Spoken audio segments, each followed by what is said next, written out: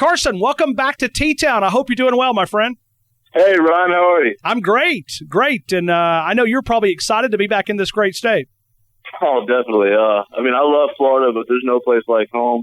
I've been here now for about a week. Just flew in from Dallas, but I'm in Birmingham now, and looking forward to being in Tuscaloosa this weekend. Well, the electricity, the energy is starting to get back in this place. And I've noticed it with coaching staff and the fans and the players, even on the practice field. And it seems like charged batteries up as we approach 136 days away from West Virginia and Atlanta. I mean, the electricity stays here. You know, that's what's so great about Tuscaloosa. It's a football town, and everybody knows I love Coach Patterson and their gymnastic girls, but the electricity stays around football. So, well, I want to sort of walk back and I want to play. I know your story. I've had a chance to read some of the book. I've spoken to you a couple of times when I was here covering you at the University of Alabama. I lived in this city when the tragedy hit. So I'm going to sort of take the interview as if someone maybe doesn't really understand your story and sort of ask you some questions to sort of talk about that. And then I'm going to lead you down and talk about the national champions that you were able to win or the championships you were able to win wearing the Crimson jersey. Carson Tinker played for Nick Saban, played for the University of Alabama, current member of the Jacksonville Jaguars.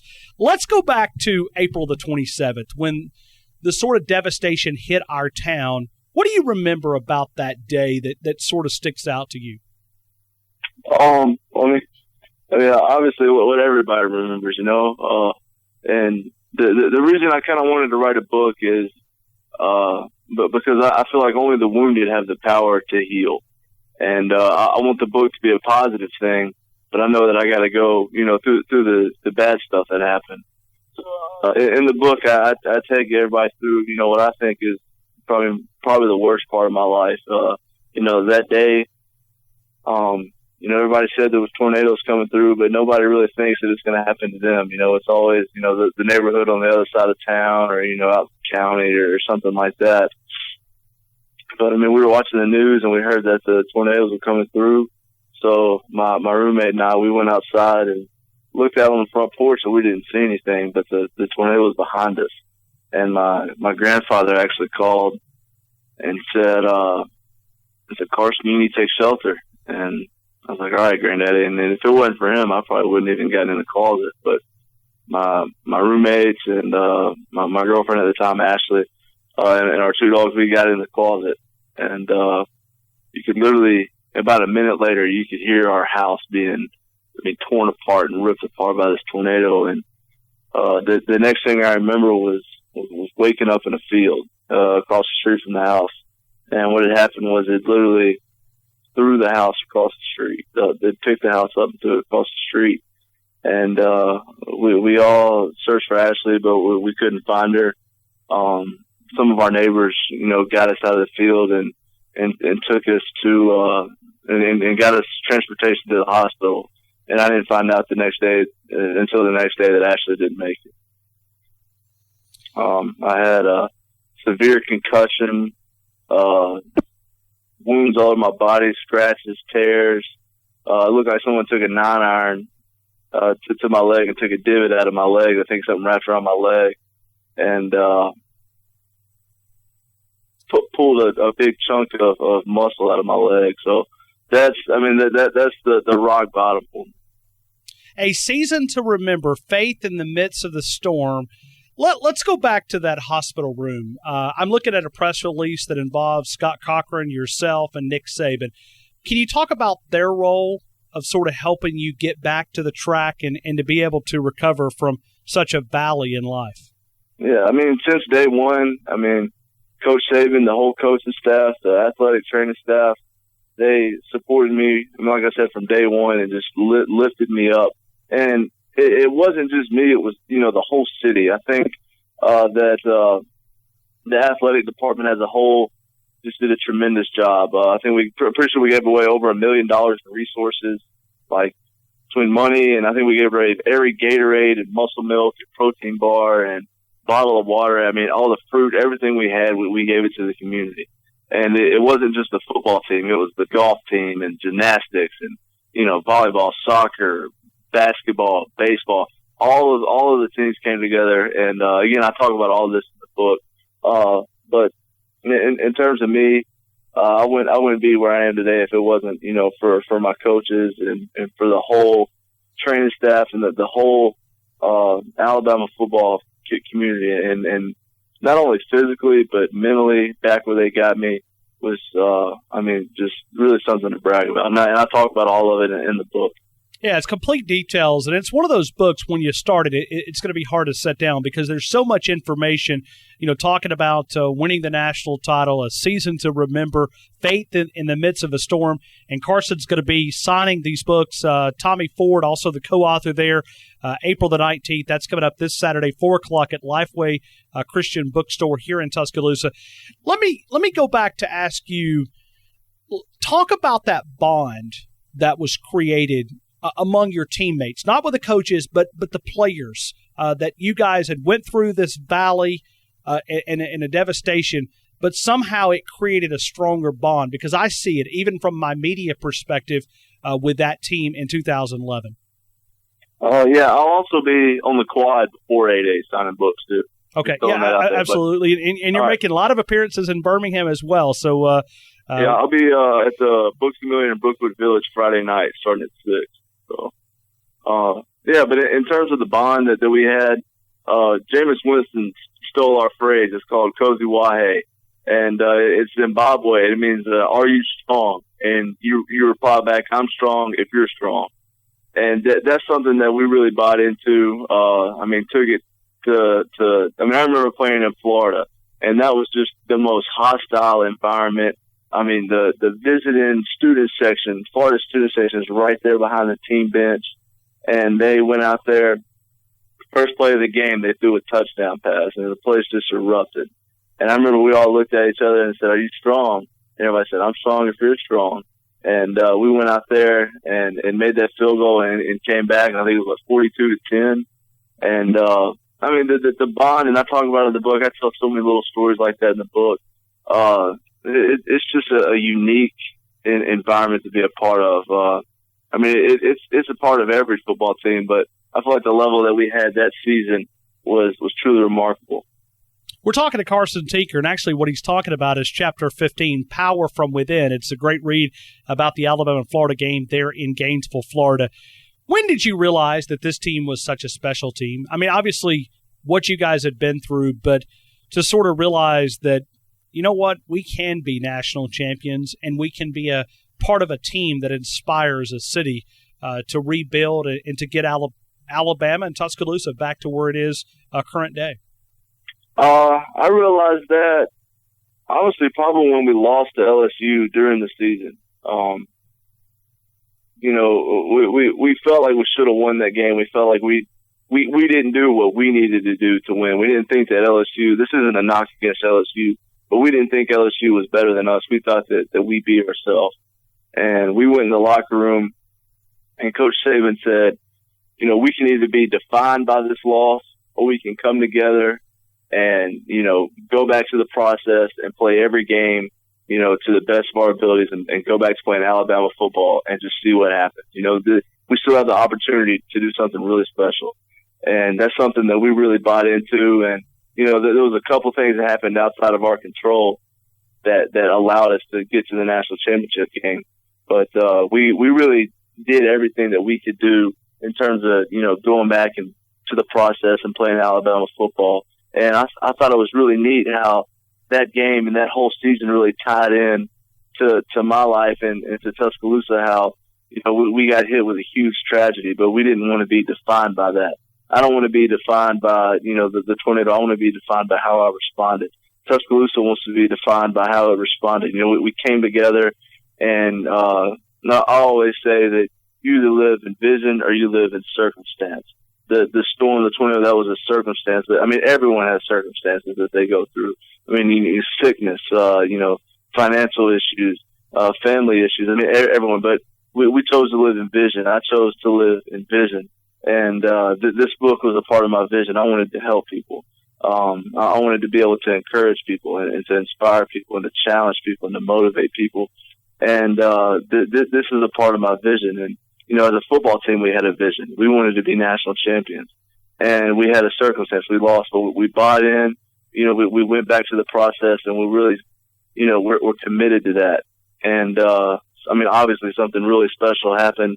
I got a ring to prove it. So Absolutely. Carson Tinker right now, a member of the Jacksonville Jaguars, a big part of the Crimson Tide family, and no doubt a national champion here at the University of Alabama. He's talking about a season to remember, faith in the midst of a storm, the April the 27th storms that were coming up on an anniversary, and he's going to be at Lifeway Christian Bookstore at 4 o'clock, and then prior to the scrimmage that we call A-Day on the quad on the campus of the University of Alabama. He'll be signing his book, and if you're outside of the area, we do have a lot of Crimson Tide fans that live outside that listen to us on Tide991.com. There's several different great ways you can connect, and whether you visit the internet and find the book there. But Carson Tinker is going to be in Tuscaloosa joining maybe 100,000 of his closest friends to watch Alabama try to build back and to get back to that national championship level. Carson, did you ever feel the pressure of the town sort of, because we're picking up the pieces of the puzzle? I mean, people, their homes, their, even more loved ones that were lost. And they sort of, the Alabama football team sort of gave them something to get their mind off of the devastation. Did you ever feel the weight of the town on your team? Well, again, I talk about this in the book too. The first game we played Kent State, and Coach Saban said everybody's expecting football to bring this town a sense of normalcy. Oh, but what is normal for us? At the time, we'd won 36 games the past 12 years, and he's like, people are expecting us to play the best football we can play. See, we got to do everything we can not to let them down. We got to go out there and play Alabama football. So in terms of feeling like a pressure, I didn't feel any pressure because football at the time was like a relief for me. It's something that I had worked up to. After the tornado, I couldn't walk. And it's something that I thought about every single day was I got to get ready to play football. So it wasn't necessarily a sense of pressure. It was an opportunity for me. I felt like people were really, watching how I was going to respond, and I felt like I could have an influence on people. So it was an opportunity for me to go out there and, show how you don't have to be defined by what happened to you. You can be defined by how you responded, and that was just an opportunity for me to show how I was responding. This book is another opportunity for me to show how I responded. The whole purpose of the book is to help people. I'm giving all of my proceeds to charity, and so this is just another opportunity for me to be able to help people. And it's back to your foundation, a new nonprofit, Be a Blessing Foundation. Carson Tinker, any profits back from the book will go into this Be a Blessing Foundation, a season to remember, faith in the midst of a storm. Carson Tinker right now. Carson, before I ask the final question, I go back and I'm reading the press release and sort of getting some information and sort of putting together the questions that I wanted to ask. You drew some inspiration from your parents. Can you talk about that? Yeah, both my parents are cancer survivors. My parents are great role models. They're saints, they're studs. Quality thing you can say about character, my parents have it. So seeing how they responded to their adversity when they both had cancer, it played a huge impact in how I responded through my tragedy. My dad, he never missed a game. He was always, my coach, he was always there for me. My mom, she never even missed cooking a meal. She was always there. And it really showed me how someone fights through adversity. They're the definition of role models for that. And again, I talk about all this in the book, but when I had to go through, what I went through, the first thing I did, I was laying in the hospital and I made a choice right there that this was a God plan for me. Jeremiah 29:11, I have a plan for you not to harm, but to prosper. The word easy is not in that verse. And that's something that I learned real fast. But I made a choice right there that God had a plan for me. And sometimes I had to make that choice, several times a day. But what really inspired me and what really motivated me from the very beginning was how my parents responded and seeing them and what they went through and how they didn't want to be defined by the cancer. They wanted to be defined by the type of parent they were, or, the type of, cancer fighter. They're both been in remission now for several years. And, I really couldn't talk enough about them. I know Nick Saban is a hard coach to play for. The expectations that he wants from his players, we see it in the media room every time we get an opportunity to speak with Coach Saban. But there's a lot of negative that people say about Nick Saban. Knowing Nick Saban the way that you know Nick Saban, does that ever bother you? That they say No. that he didn't care about his play? Because you hear it, I'm sure, right? Oh, yeah. Well, all of his players, we all love them. Not necessarily every day, but we all love him.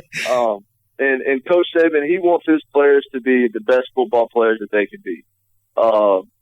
That is everything you want in a football coach. And that's what he is. He wants you to be the very best. I have the utmost respect for Coach Saban. Just watching his work ethic every single day was, something that I can't talk enough about. It's going to stick with me for the rest of my life. And when I have a job one day, football is my job right now, and I use it then. But just seeing his work ethic every single day is something I'll never forget. And people like to talk about Coach Saban, but that's their prerogative, Coach Saban, I think he's the best football coach ever. I've read books about Coach Bryant, and they share a lot of the same qualities. I've talked to Coach Saban's assistant, who also worked with Coach Bryant, and they said that the effort and the time that they put into building the character of the players, that they focus on the character, and they said that the football traits will come, but they focus on the character and the type of player they are. And it's just, the media never sees that, so I feel like that's why people, try to talk bad about Coach Saban in the media. But if you're there every single day, you would have the most respect for Coach Saban as you do for anybody.